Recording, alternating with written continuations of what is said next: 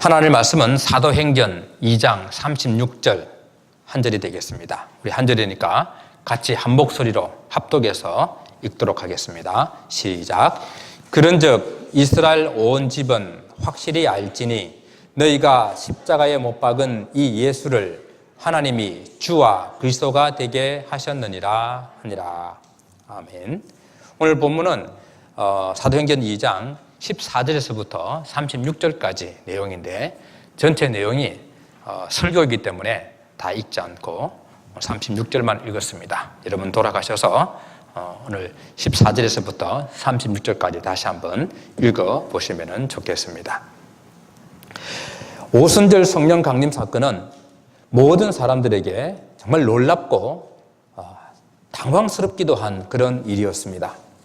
오순절이라서 각 지방과 각 나라로부터 많은 사람들이 모여왔는데 성령의 충만함을 입은 제자들이 지금 이야기를 하고 있는데 그 이야기가 자기 나라 말로 들리는 겁니다.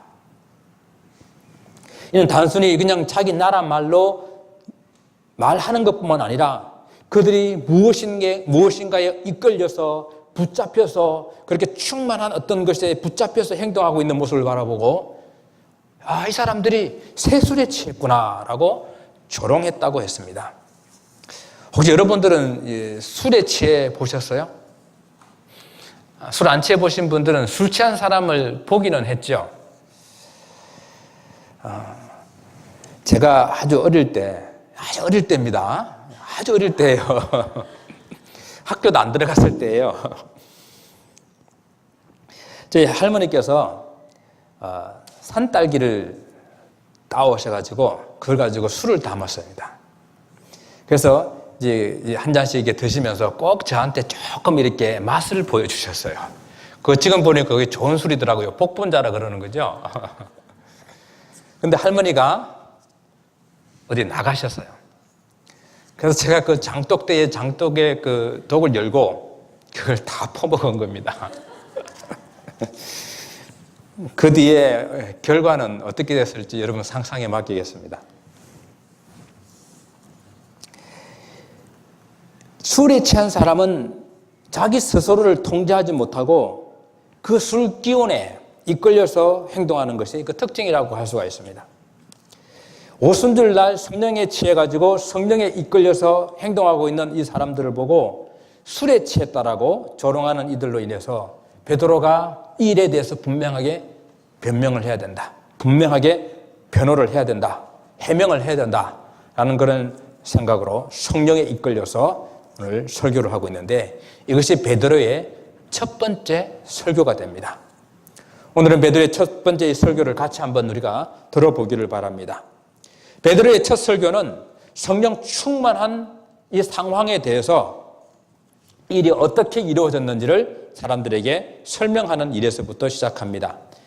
120명의 성도들이 성령의 충만함을 받았고 그 현상으로 제자들이 각 나라의 방언으로 말을 하게 된 것입니다. 그런데 사람들의 눈에는 그것이 마치 술 취한 사람의 그런 모습으로 보였기 때문입니다. 그래서 술에 취했다라고 말하는 사람들한테 제자들의 행동, 술에 취한 것이 아니라는 사실을 분명히 설명하기 위해서 그때 베드로가 유대인들과 예루살렘에 사는 모든 사람들에게 이 당시의 상황을 설명하는 것이 오늘 베드로의 설교입니다. 지금 우리에게 새 술에 취했다라고 하는데 지금 시간이 몇 시냐? 제3시가 아니냐? 제3시에 술에 취해서 이렇게 집단적으로 술에 취했다는 것이 말이 되느냐라고 설명을 하는 거예요. 여기서 제3시라고 하는 것은 오전 9시입니다.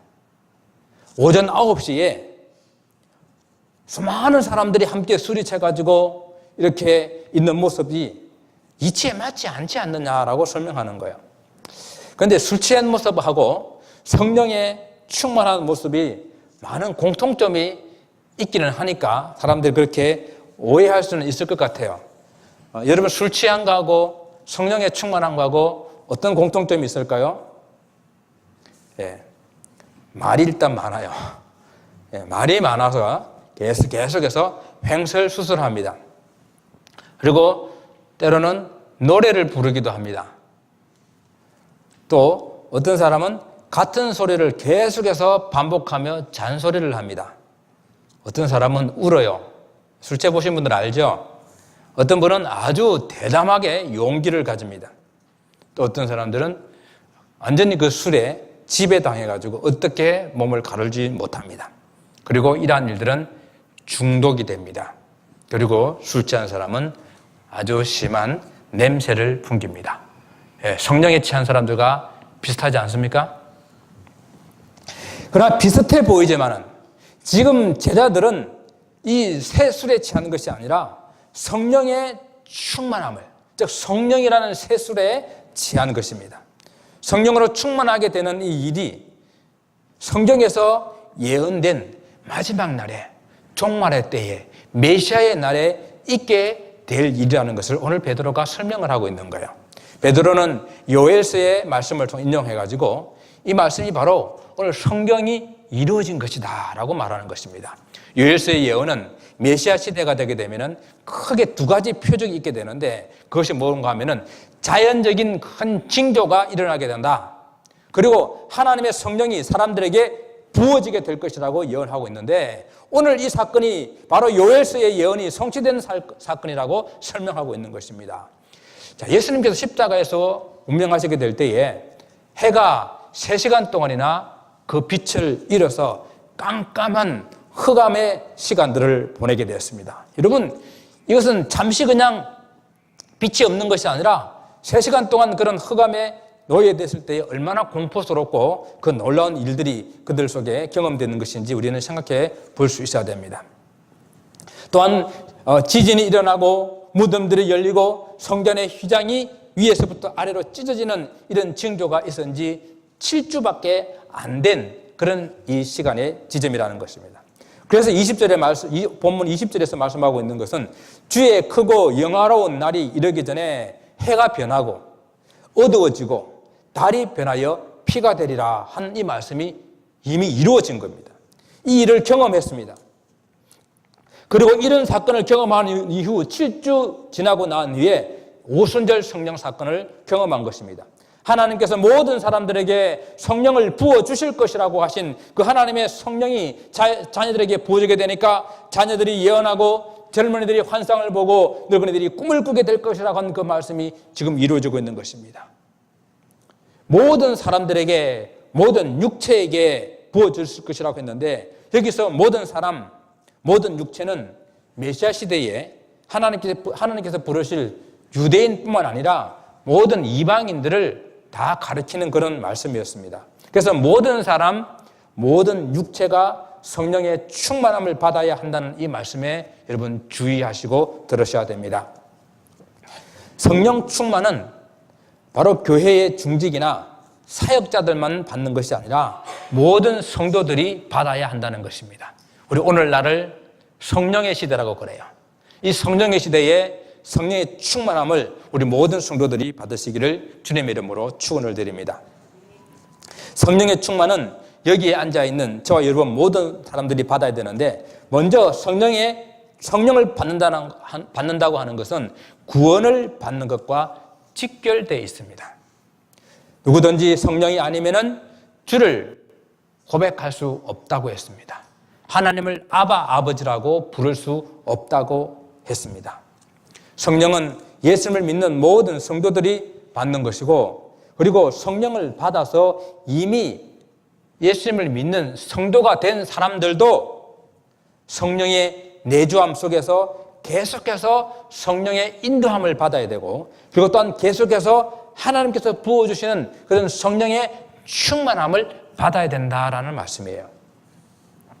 성령의 충만함에 대해서는 우리 사도행전을 같이 보는 동안에 여러 번 설명할 기회가 있을 것입니다.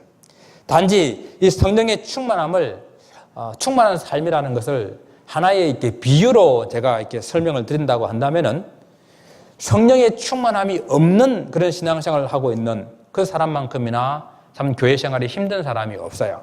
그 사람들은 마치 비포장 도로를 달리는 자동차와 같고, 기름이 얼마 남지 않은 그런 자동차를 운전하는 것과 같고, 그리고 정비되지 않고 수리되지 않아서 않는 그런 자동차를 운전하는 것 같이 늘 불안하고 또 늘 갈급하고 부족함을 느끼는 그런 삶과 같다는 이야기입니다.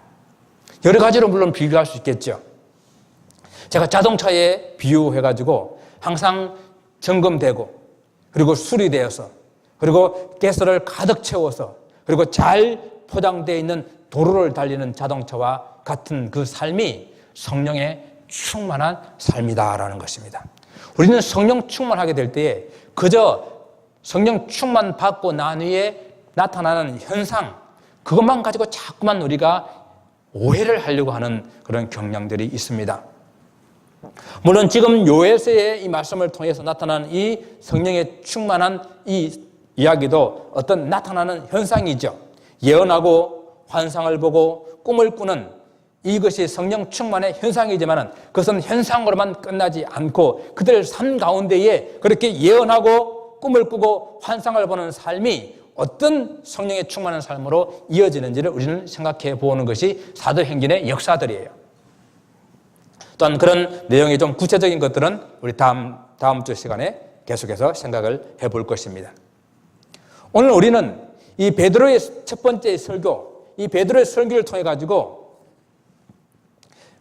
은혜를 받고 생각해 봐야 될 그런 내용들을 우리가 함께 살펴보기를 원하는데, 베드로의 이 첫 번째 설교는 사도들에게 있어서의 중요한 설교의 한 모범이 되었어요. 이 사도행전에는 베드로의 설교에서부터 시작해가지고 스데반의 설교라든지 야고보의 설교라든지 그리고 후반에 가게 되면 바울의 설교들이 나옵니다. 그래서 사도행전 내용들은 전체 내용의 25%가 설교의 내용들이에요. 그만큼 설교가 많이 나오게 되는데 이 설교는 오늘 이 베드로가 한 이 설교의 정확한 형식을 따라서 되고 있다는 이야기예요. 그러니까 예수님의 사역들을 어떻게 설명하고 그것을 구약에 있는 사건과 연결해가지고 어떻게 증명하고 그리고 그 예수를 믿고 그리고 믿은 사람들이 어떻게 살아야 되는지를 설명하고 있는 이런 형식을 따라했기 때문에 오늘 베드로의 이 설교는 초대교회 설교의 캐리그마라, 하나의 표본이라, 모범이라고 설명을 하고 있습니다. 그 내용들이 무엇입니까? 예수님은 하나님께서 보내신 메시아라는 이야기입니다. 그리고 하나님의 뜻을 알지 못하는 그 인생들이 예수님을 죽였습니다.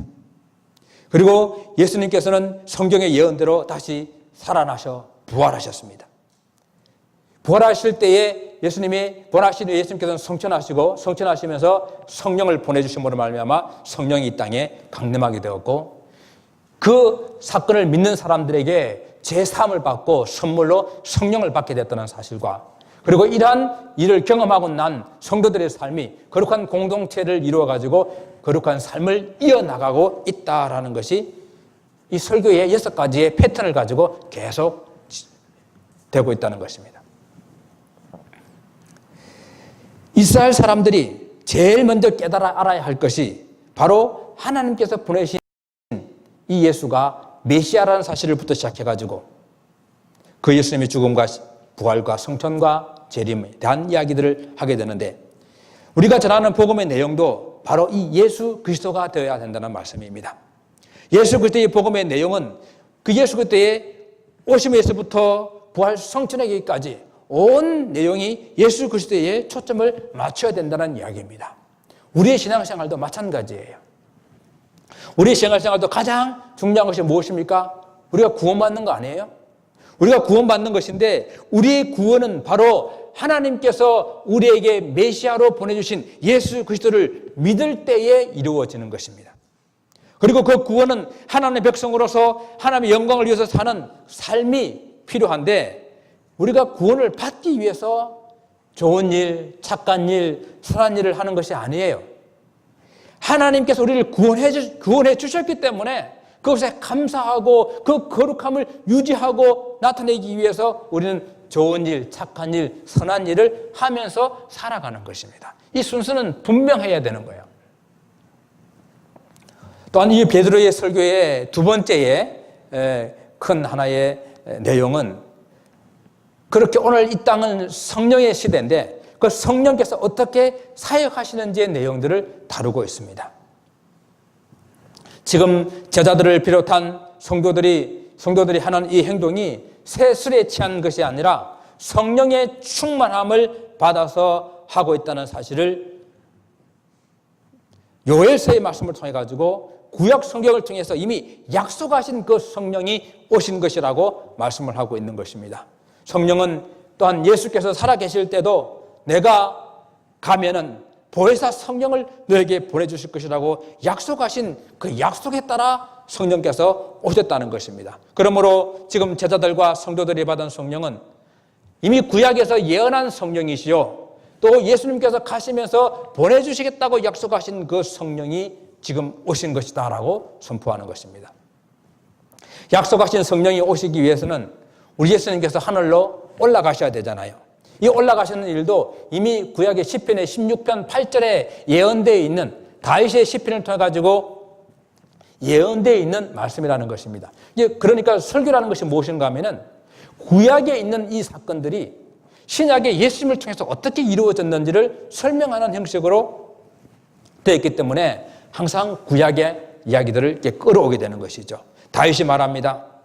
다윗이 그리스도를 주로 고백하고 있어요. 다윗이 그리스도를 주로 고백하면서 그분은 하늘 보좌 우편에 앉아 계신 그 주님으로 다윗이 고백하고 있습니다.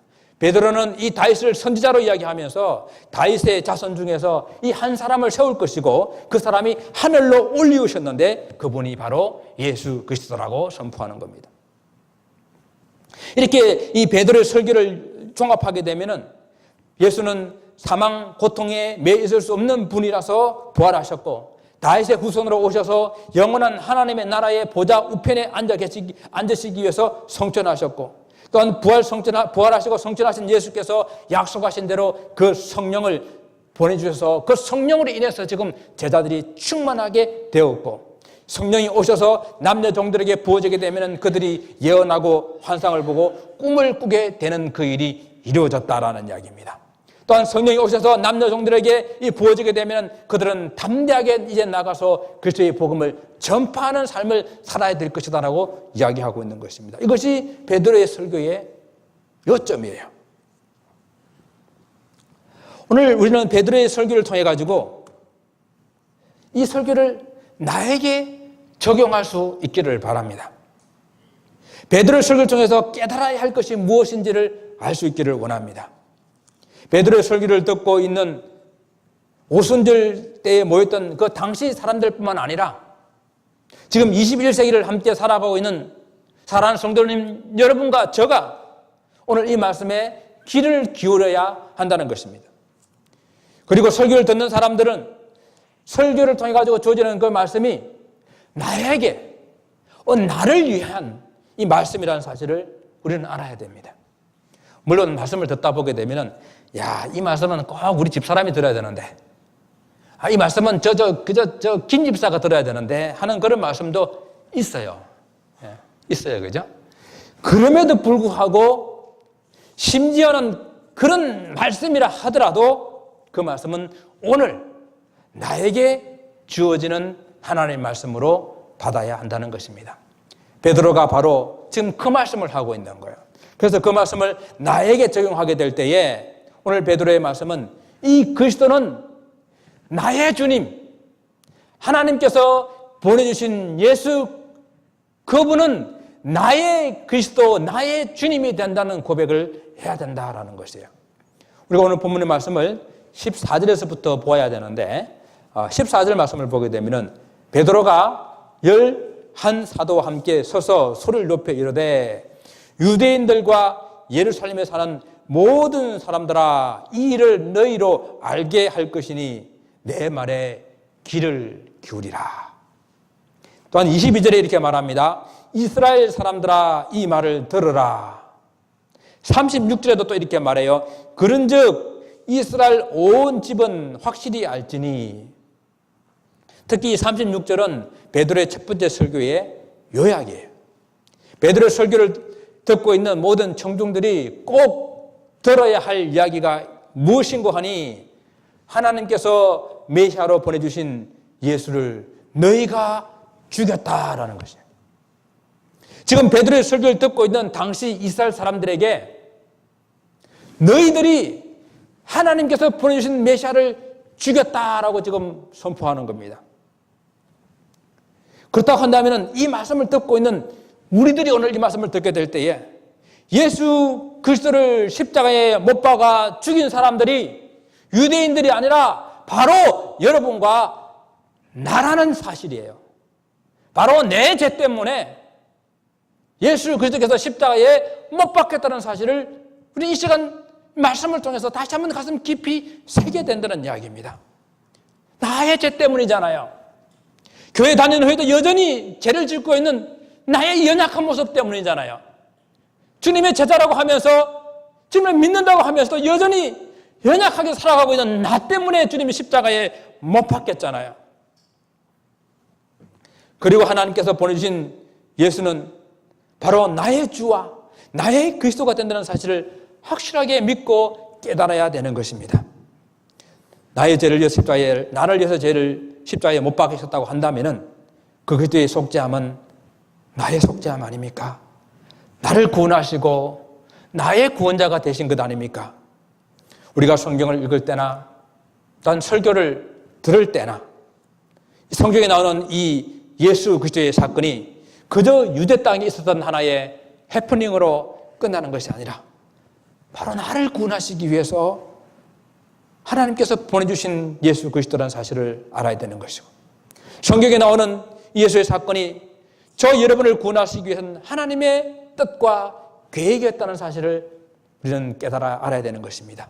그저 2000년 전에 그 지구의 한 모퉁이 저 유대 땅에서 있었던 그런 한 사건이 아니라 좀 더 넓게 우주 만물을 창조하신 하나님께서 이 지구 가운데에 살고 있는 우리 인생, 아니 오늘까지 살아야 될 모든 여러분과 저를 위해서 구원하기 위한 그런 하나님의 구원의 계획이 예수 그리스도를 통해서 이루어졌다는 사실을 다 가슴 깊이 깨닫는 시간이 되시기를 바랍니다. 또한 우리는 나에게 이 베드로의 설교를 적용하게 될 때에 바로 내가 그 일에 증인이 되어야 된다는 이야기입니다. 그리스도께서 나를 구원하시기 위해서 오신 분이라고 한다면 갈보리 언덕의 십자가와 부활과 승천이 바로 나를 위한 것이었다고 한다면 이제 내가 그 복음의 증인으로 살겠다는 결단이 있어야 하는 것입니다. 베드로를 위시한 제자들과 초대교회 성도들은 주님의 오심과 사역과 십자가와 부활과 승천을 목격한 증인이라고 했습니다. 베드로는 설교를 하면서 유대인들이 죽인 예수를 하나님께서 살린 것에 대해서 우리가 다 이래 증인이라고 외치고 있는 것입니다. 여러분, 증인의 사명이 무엇입니까? 증인은 목격한 바를 진실되게 전해야 되는 것입니다. 어떤 사거리에서 교통사고가 났어요. 사람들이 막 여기저기서 몰려옵니다. 저마다 자기가 본 것을 말합니다. 저 차가 잘못해서, 저 차가 먼저 이렇게 돌아와서 막 이렇게 이야기를 하고, 늦게 들어온 사람이 무슨 일이야 라고 말하니까 막 자기가 본 것을 설명합니다. 근데 그 사고 난 사람이 수첩을 들고 이 일에 좀 증인이 좀 돼줄 수 있겠습니까? 혹시 전화번호가 무엇이죠? 라고 말하니까 사람들이 슬금슬금 다 가버립니다. 왜 그렇습니까? 그 귀찮은 일이거든요. 증인 쓴다는 일이 상당히 귀찮은 일입니다. 또 잘못 썼다가 위험할 수 있습니다. 내가 들은 복음, 내가 경험한 복음, 이 복음에 대한 목격자로 증인으로 증언하게 될 때에 우리 삶 가운데에 여러 가지 힘들고 어려운 일이 있을 수가 있어요. 이 복음 전하는 이 일이 여러 가지 시간적으로, 물질적으로 나의 삶을 힘들게 할 수가 있습니다. 무슨 봉변을 당할지도 모릅니다. 그러나 증인이라고 하는 것은 자기의 시간과 마음을 쏟아야 하는 것이기 때문에 때로는 마음에 귀찮은 것이 있고 때로는 위험한 일이 있다 하더라도 증인은 목격한 바를 증언해야 됩니다. 더군다나 우리는 신앙의 증인이잖아요. 복음의 증인이잖아요. 생명의 증인이잖아요. 그렇다고 한다면 우리 성도들은 이 듣고 보고 경험한 바들을 세상에 전해야 되는 것이에요. 그런데 있잖아, 너무도 재밌는 것은요, 이 복음에 대한 증언을 하는 증인이 되게 되면은 이것을 전하고 나면은요, 내가 살아나는 거예요. 이 복음을 전하면은요, 복음을 들은 사람이 살아나는 역사가 일어나게 됩니다. 한번 복음 전하는 일을 한번 해보십시오. 복음을 전함으로 복음을 들은 사람이 살아날 뿐만 아니라 복음을 전하는 내가 살아나는 놀라운 경험들을 하게 되는 것입니다. 그래서 우리는 내가 복음 전하는 증인 되어야 되겠다. 바로 이 결단을 할 수 있어야 됩니다. 저는 세상에 참 많은 직업들이 있는데 의사라는 직업을 상당히 동경하고 그리고 참 귀한 직업이다라고 생각을 합니다. 물론 의사가 돈을 많이 벌기 때문이기도 하지만은 그러나 의사는 사람의 생명을 다루고 그 생명을 구하는 일이기 때문에 얼마나 그 수고가 노력이 복된 줄 모릅니다. 그런데 그런 육신의 생명 구한 그 육신도 언젠가는 다시 죽잖아요. 그런데 내가 예수 그리스도의 복음의 증인이 되어서 복음을 전하게 되면은 영원한 생명을 구원할 수가 있어요. 그래서 오늘 이 말씀을 듣는 저 여러분들이 정말 이 복음의 증인 되어져서 생명을 영원히 구원해가지고 영원히 하나님 나라에 살 수 있게 하는 그 복음의 증인들 되시기를 바랍니다. 또 세 번째는 바로 내가 성령의 충만함을 받아야 된다는 것이에요.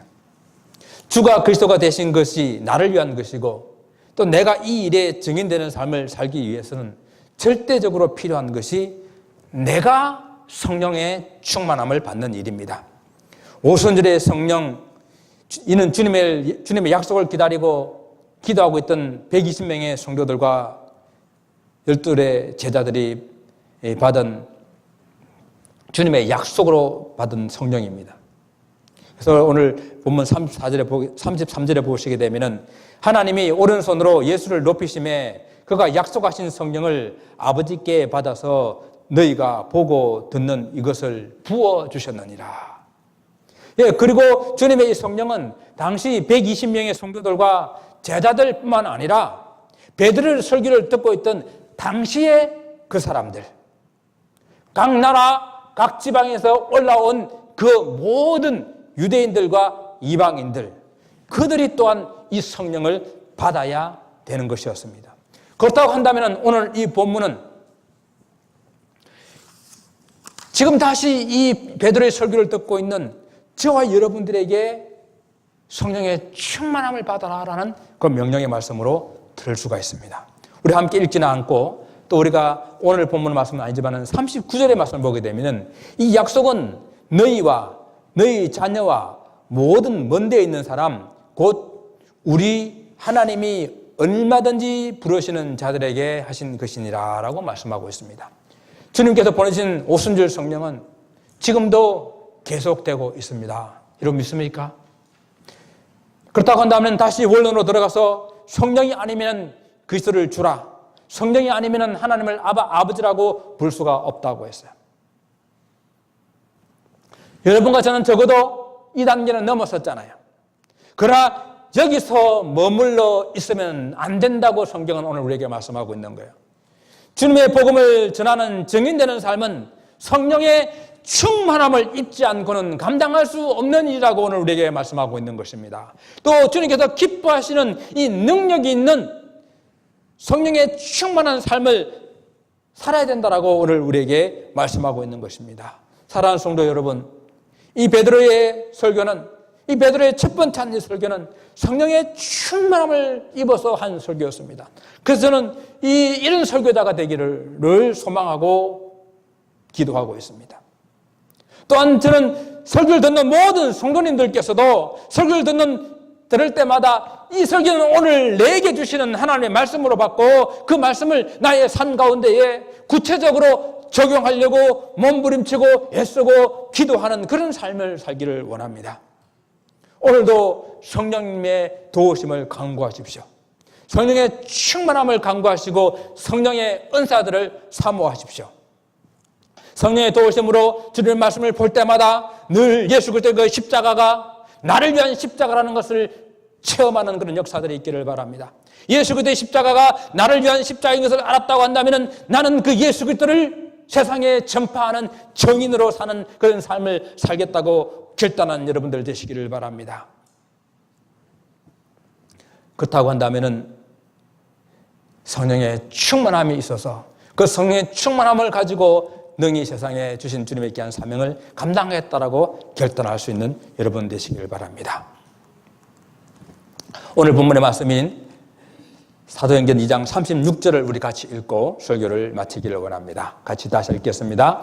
그런즉 이스라엘 온 집은 확실히 알지니 너희가 십자가에 못 박은 이 예수를 하나님이 주와 그리스도가 되게 하셨느니라 하니라. 기도하겠습니다. 아버지 하나님 감사합니다.